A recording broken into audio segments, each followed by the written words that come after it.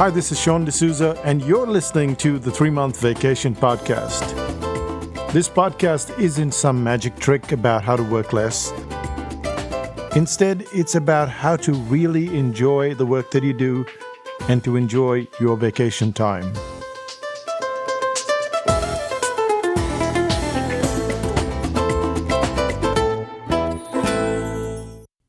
Hi, it's Sean, and you're listening to the 3-Month Vacation.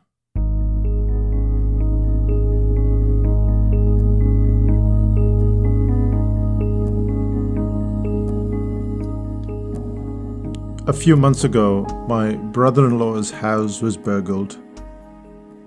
What do you say to someone when their house has been burgled? What do you say when you run into a friend and that you find that she has lost her father? We live in a world that's filled with kindness, or else we wouldn't function on a day-to-day basis. However, as one writer wrote, we're only one generation away from anarchy. We're all born selfish.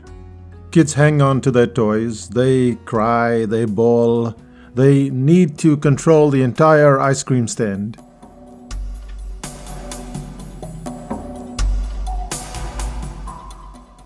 We have to learn to be kind. And kindness comes in different forms. It's not just about charity or letting the other driver cut into your lane on the motorway. In today's episode, we'll go all philosophical, simply because of a book I've been reading, which I didn't complete, of course. It's a book by Sheryl Sandberg, Chief Operating Officer of Facebook. In 2015, Sandberg and her husband Dave were on a vacation in Mexico. Dave was on the treadmill exercising when he collapsed and he died alone. In her book, Option B, Sheryl Sandberg recounts the horror that inhabited her brain at the time of the accident, and then for months later, how she felt that pain. But then she goes on to something very interesting, and it's about kindness. And this episode isn't about business, it's about kindness in its many forms. Let's find out how we can be adults in a world full of kiddie tantrums, and how we can be as kind as children in a world full of jaded adulthood.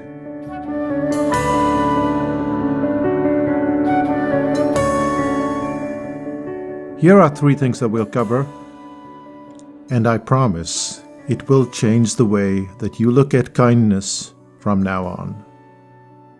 The first thing that we'll cover is not asking what we should do, but doing something instead. The second is telling someone how they changed your life and being very specific about it. And the third thing is slowing down.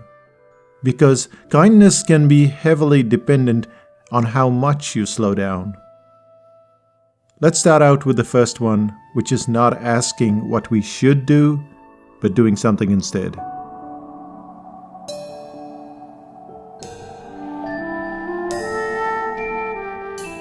In 2010, my father-in-law, Renuka's father, Brian Menon, passed away.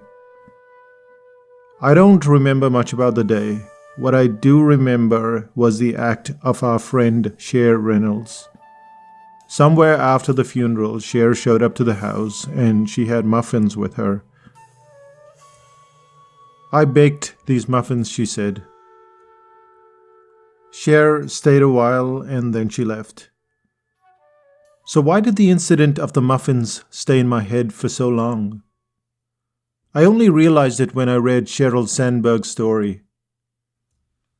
The difference between Cher and so many other people is that Cher left out a question that so many people tend to ask in times of crisis.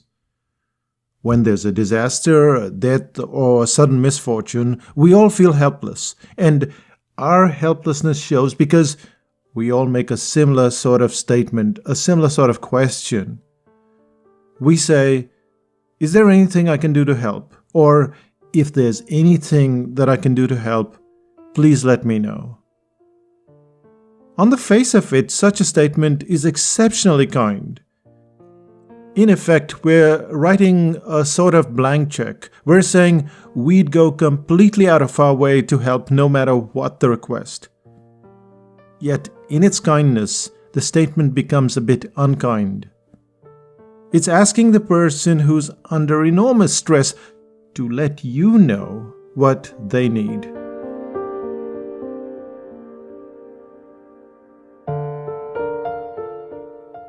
The stress is so high that the person is often cut off from reality. They can barely function. It's at this point that we misguidedly ask them to think up a list of what they need. Author Bruce Feiler writes that the offer, while well-meaning, shifts the obligation to the aggrieved. Cher didn't ask if she could bring muffins. Instead, she took a decision. She made the muffins. She drove halfway across town. She gave the muffins. In the book Option B, Sandberg talks about her colleague Don Levy. Levy's son was sick. He was in hospital. That's when a friend texted Levy with a message that went like this: "What do you not want on a burger?" Levy could instantly see how the friend had not dumped the obligation. Instead of asking if I wanted food, he made the choice for me, but he gave me the dignity of feeling in control. Another friend texted Levy saying that she was available for a hug if he needed one. She added that she would be in the hospital lobby for a whole hour, whether he came downstairs or not.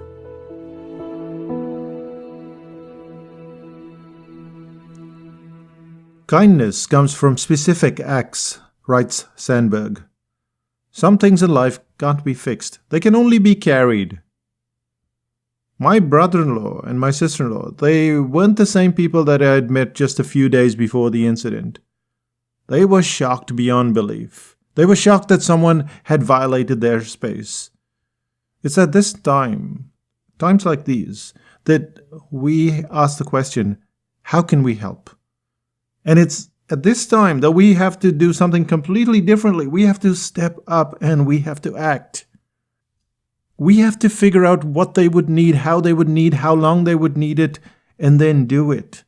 And of course they will protest. Sometimes it's likely that they will protest, but that's your job. Your job is to be that friend, that relative, that person who is going to be kind when the other person needs it.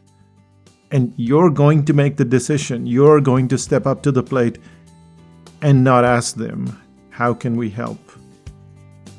And that's just the first act of kindness. There's more. Like letting someone know how they changed your life and how you need to be very specific about it. Let's move to the second part where we tell someone how they made a difference in your life and why specifics matter so much.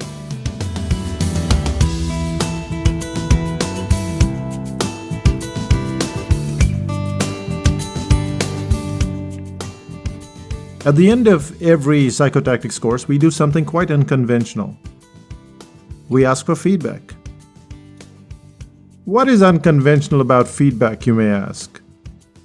This act is unusual because the clients are expected to give about 1,000 words of what went wrong.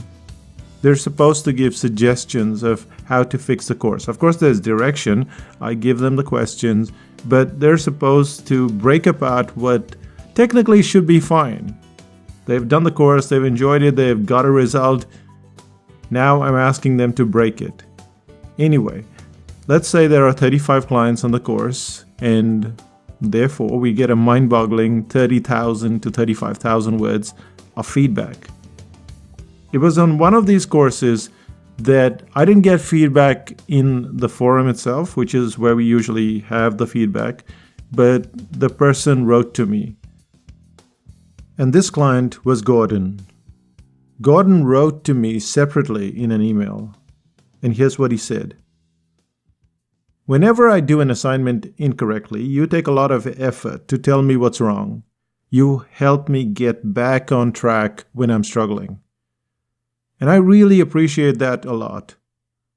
However, when I do an assignment or part of an assignment correctly or I do it well, you simply say, "That was good." You get what Gordon is saying, right? He wants specifics. He wants specifics both when he's going off the road, but also praise when he's done something correctly. And then, for good measure, he wanted to know exactly which part he got right and why I thought it was so very good.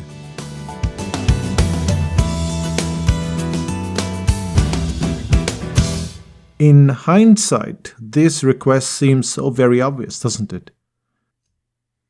We're so quick to complain. Look how quickly we snarl when the coffee is cold, but never stop to tell the barista when the coffee is perfect and why we think it is so well done. That little bit, that specific, that makes a complete difference. If you just say, "That was good," it doesn't make any difference. It's just, "Oh yeah, oh fine, that was good." It's a good compliment. It's better than nothing. But why was it so good? For instance, I might never have told you, but I get a left-handed coffee. I'm left-handed, and what happens is when they serve that little heart on the coffee art, it's usually upside down for me. Only if you're left-handed you would notice these kind of things. And the barista has been making an effort the whole year to make that heart, that fern, that coffee art left-handed, so that when I look at it, it's right side up. And that's my chance. That's specific. That's the thing that I need to tell her today. Every day we get countless opportunities. And we use these opportunities to get mad, to get angry, to get full of ourselves. This is not working for us. But we probably have so many opportunities where we can be exceptionally kind. Being specific is the key, because just a pat on the back, it's helpful, but it's nowhere as good as telling the person why they earned it. Baristas, waitresses, the chef that you never see at the restaurant, all of them count. Even the guy who is trying to get you to buy something at the doorstep, he counts. And within our own families, our kids, our friends, they all do little things for us. And we often forget to be specific. We forget to tell them how they changed our day and often our lives.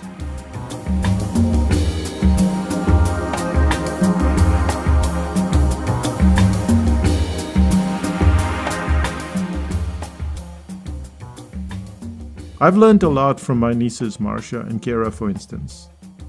Kara, she runs in like a typhoon every Friday. She turns off all the switches where devices are not charging. She learned that at school, I guess. I don't know where she learned it, but she goes around turning off all the switches.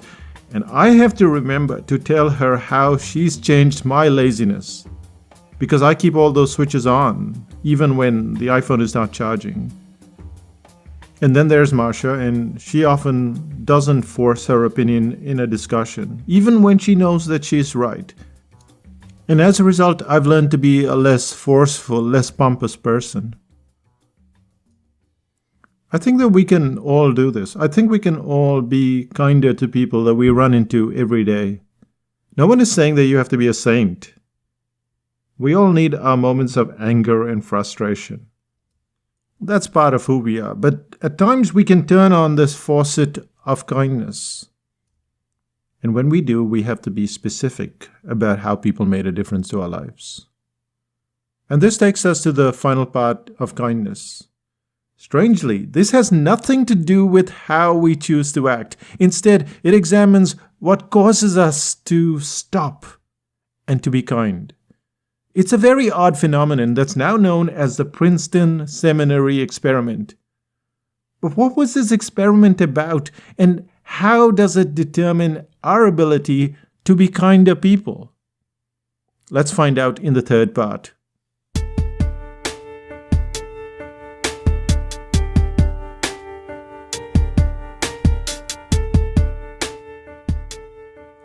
If a traveler is assaulted on the road, who stops to help?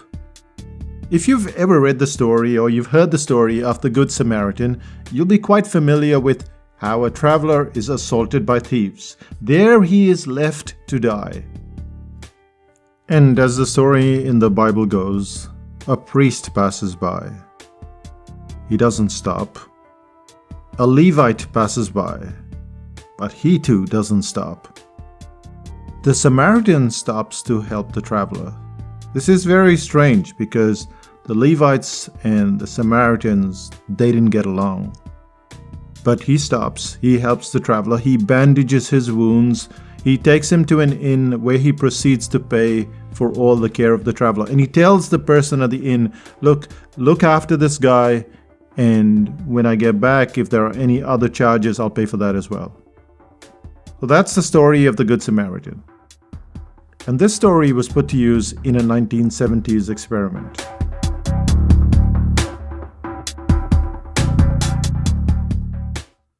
In the 1970s, Princeton social psychologists John Daly and Dan Batson, they decide to run a modern-day Samaritan test. Now, there are these students, and these are the students of the Princeton Theological Seminary. They're studying to be priests. They're supposed to be good guys. They're reading about the Bible all day long. So they're the good guys. And they're asked to deliver a sermon on the parable of the Good Samaritan. So it's like a seminary assignment, just like you would do in school, but in this case in a seminary. But here's the interesting part. In order to give that sermon, they need to get to a studio. And this studio is in a building and it's across the campus. Now, they're told that when they get there, they will be evaluated by their supervisors. What we know about the story so far is that all of these students were studying to be ordained priests, and every one of them had been working on their preparation of the story of the Good Samaritan. Now, both of these scenarios would suggest that if they ran into a scene where someone needed help, then this group of all the people in the world, this group would be more inclined to help than any other group. And here's where the psychologists came in. They put a little monkey wrench into this mix. As the student prepared to go across to give his sermon at the studio, he was given one of 3 sets of instructions. So one group was told, "You're late. They were expecting you a few minutes ago. You better hurry. And if you hurry, you can be there in a minute or so." Now, this was called the high hurry condition. The second one, which was the intermediate hurry condition, went like this, which is, "The studio assistant is ready for you, so please go right over." And then there was the third condition, which was the low hurry condition, and it said that the studio will be ready for you. There are still a few minutes before they will be ready for you, but you might as well head on over. And if you have to wait there, please wait, but it shouldn't be very long. So just to reiterate, one student would be given the high hurry condition, another would be given the medium, and the last one would be given the low one. And they all had to walk by themselves to the studio.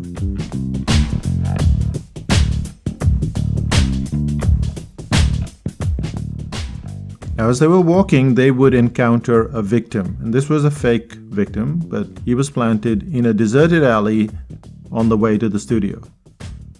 You and I know that the victim was a plant, but the seminarians didn't know that. All they could see was a slouched, destitute-looking person who desperately needed assistance. In such a situation, and bearing in mind that they were affected by the parable, how many seminarians would stop to help the victim? The research findings were startling. Only 10% of the students in the high hurry situation stopped to help the victim. Those that were given the intermediate hurry condition, 45% of them stopped. And you know where this is going, don't you? The low hurry conditions were the best. 63% of the students stopped to help the victim. And this is what the researchers concluded. A person not in a hurry may stop and offer help to a person in distress. A person in a hurry is likely to keep going.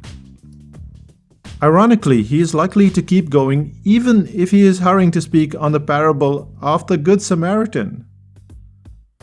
So when you think about the Good Samaritan, it did not increase that helping factor. It did not increase the helping behavior. But being in a hurry decreased it.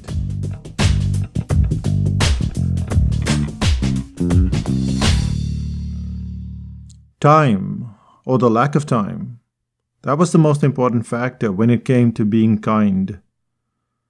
To be kind, we all need time and we need energy. This isn't to suggest that someone with more time will be a kinder person, but we are not kind when we are in a hurry. We're definitely more aggressive. Tunnel vision comes into play. We fail to see how we can help others who are in need of our kindness. It's scary to realize that our lack of time could make us inadvertently selfish. And we think that this lack of time is something new. We keep saying, oh, we don't have time. We're too busy. We have all these things to do. It seems that we are busier than ever before. But when you go back all the way to 1911 and you look at poet Henry Davies, he wrote about this poem which you've probably heard, which is, "What is this life so full of care? We have no time to stand and stare." This is 1911, over a century ago. Over a century ago, people still didn't have time. It was still a problem. And there is no easy way to solve this problem. We have to hurry up, but there are moments when we can decelerate so that we can have time to be kind. Kindness isn't something that we're necessarily born with. We learn this kindness along the way. To get more kindness in our lives, we need to slow down.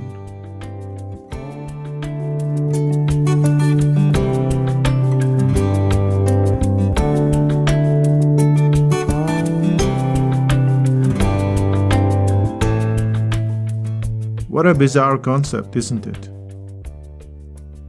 And that brings us to the end of this podcast. So what did we cover in this podcast? The first thing that we looked at was we should act. We shouldn't say, what can we do to help? Or if there's anything that I can do to help, please let me know. That statement just doesn't work. It puts too much of stress, too much of, hey, here's a to-do list. Go write your to-do list, give it to me, and then I will do that for you. No, you do it.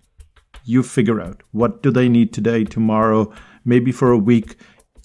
And it is very possible that it might need a bunch of months before that person is ready to get back on their feet. Can you step in? Can you do something on a regular basis? Maybe not every day, maybe once a week, maybe once every 4 weeks.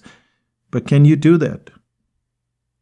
Can you not ask the question? So that's the first thing. The second thing is to tell someone how they changed your life. And be specific about it. These are waitresses, baristas, people in your family, kids. Everyone around us needs our kindness, but we need to be specific about it. Not just say, oh, that was good, because that's what I did. That's what I did on courses. That's what I did when I'm saying, hey, that was a good coffee. Now you have to tell them what about that coffee was good. What about that curry was good. What about that whatever was good.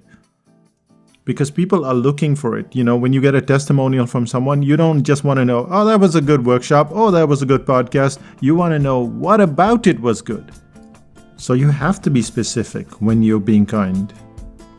And finally, we all have stuff to do. We're always busy. Everyone is in a hurry, but you don't need some kind of 1970s experiment to tell you that you're kind of boorish when you're in a hurry. So, slow down. Take the time off to be kind. It is so much more difficult to be kind when you're in a hurry. When you want something right now.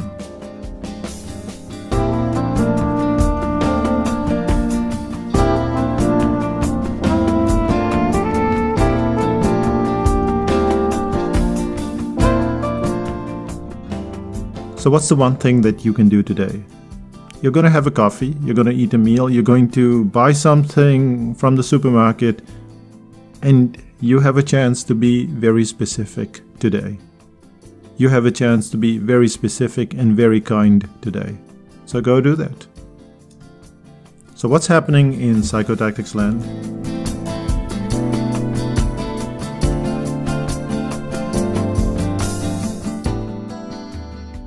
As I'm recording this podcast, it's the end of November, and this one will go out in the first week of December, which is when we'll be getting on a plane and headed to Sri Lanka, to Colombo, and then to different parts of Sri Lanka for about 3.5 weeks. So we'll be there past Christmas Day, and then we head to India, to Goa. That's where my parents live, and it's their 50th anniversary. So that's what we're going for. And then we'll be back in Auckland in early January. Now, Renuka has been very kind and handpicked the ones that have been very popular and very useful. These are the podcasts that we have covered through the year, and I think you will enjoy them. It's not just a rerun. It's not just thrown in there. I've added some bits, new stories, stuff like that. So you're going to enjoy it even though it's a second time around. In fact, the second time around is when you really pay attention to stuff in many cases. So there are a bunch of 8 reruns that will take us all the way through December and January, and then you'll get a new bunch of podcasts. That allows us to rest, and it allows us to enjoy ourselves, but then it allows us to bring better stuff to you. So if you've been enjoying this podcast and you haven't left a review, then please do so on iTunes or on Stitcher. Thanks again for listening to this podcast. As I said, this is the last one for the year. I can't be specific on the podcast, but I can just say thank you very much, especially if you have written in. If you have written in, that has been amazing. You wouldn't think that asking questions would be a form of kindness, but it is. It lets me know that you're listening, but it also helps me think of ideas that I can use for the podcast itself. So I want to thank you, and if you haven't already written in, then please do so. We don't check any email while we're gone. We don't access the internet except to find food and stuff like that on our vacation. But I will respond to every single email when I get back. That's what I do. There's no outsourcing there. Have a great end of year, and I'll see you when I get back in 2018. Bye for now.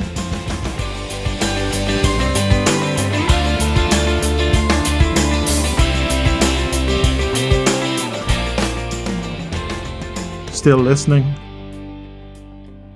You know, kindness can come in a lot of ways. And last month I was in Brisbane, Australia, and we were at this event. And one of the cool things about this event, which is conducted by Ronsley Vaz, is that there is this enormous amount of kindness at that event. Ronsley, I wouldn't say is the most organized of people, but he is so kind. And it's probably one of the only events that I've ever been to. And we've been going to events since, 2004? I've been to so many events, and at no event will I find this level of kindness and warmth. The speakers, they mingle with the audience. You can just go up to any speaker and have a conversation with them. It's totally different. But you can see this kindness even right until the very end. I have been to events where people, they don't thank their team, they don't thank their staff, they just take them for granted. And Ronsley individually thanked his team. He was very specific about it. He had a bouquet of flowers for one of his team members, and she was just overcome with emotion and she burst into tears. And this is the power of kindness. It is just so much more powerful than money or anything at all. So this is a good time of year, I guess, to be kind, but let's hope that we're kind right through 2018, 2019, and the years to follow. Bye for now.